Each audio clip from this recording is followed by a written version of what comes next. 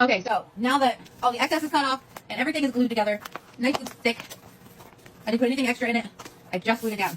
Now that that's done, here are the measurements for what is left of my bag. So from the bottom to the top, we have 9 inches.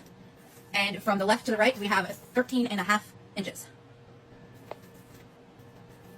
And then I'm going to take my bag and I'm going to fold it completely in half.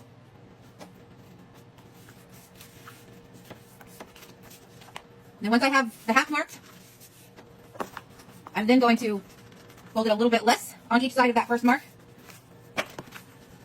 Hopefully that's making sense. Probably confusing you guys, and I'm sorry. So the point is then I will have those 3 folds. Okay, I'll have the one in the center, which was the first one that I did. And I'll have one on the left and one on the right, which will give me the base for where my spine is going to be, my open spine. So then I'm going to then again fold it down on that center line. I'm going to then again fold it down on that center line, and then I'm going to take my template, which is just another piece of a bag. Depending on how big you want to go, this is my first one. And then with each one I've made after this one, I've done the whole smaller. So this is the one that I'm going to use on this bag. And you're going to, and it doesn't matter how big or how small you want to do it. It's yours. You get to decide.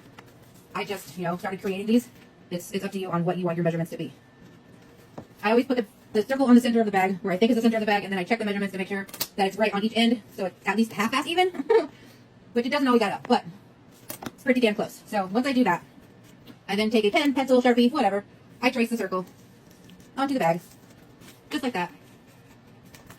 And then I take my handy-dandy scissors, and I cut the circle.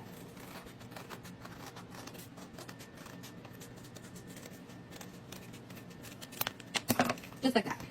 And then you have this beautiful disaster in the middle of a paper bag. But wait, there's more. Then you're going to choose the fabric that you want to put on the outside of your journal. For me, for this one, I have chosen to use this beautiful fabric that I received in a Happy Mail from a fellow crafter who goes by Applebean Craft on TikTok, Facebook, and Instagram. So I received this beautiful piece of fabric. This is what I'm going to use for my front cover base. And then, so what I'm going to do is I'm going to figure out how much of it that I need. I'm then going to cut down the fabric. And then I will be back once I get that done. Okay, so now that the inside of my fabric is cut down, what I'm going to do now is just tell you that you need to leave enough space on all 4 sides of the fabric so you can wrap it in and fold it around the edges of your paper bag. But before you do that, however, before you glue it down to your paper bag, make sure you miter the corners so you don't have all the bulk and excess on the corners. So I'm going to go and I'm going to turn off the camera. I'm then going to miter my corners and glue my fabric down to the front of my paper bag, and then I will be back. Okay, so now that this is all glued down, just like that,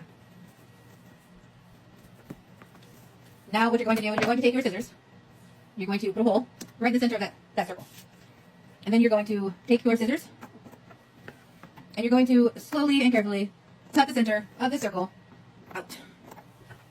Don't go too close to the paper bag. Try to stay a decent, at least an inch, maybe a little bit less, maybe a little bit more, however, make whatever you're comfortable with. Leave about that much in the center of your circle. Okay? And then you're going to take your scissors and you're going to snip that fabric all the way down to the bag, leaving just a little gap all the way around the circle. So, going to pick it up and snip. Pick it up and snip. Pick it up and snip. So, you don't need to watch me do that all the way around, so I'm going to finish that off camera and I'll be back.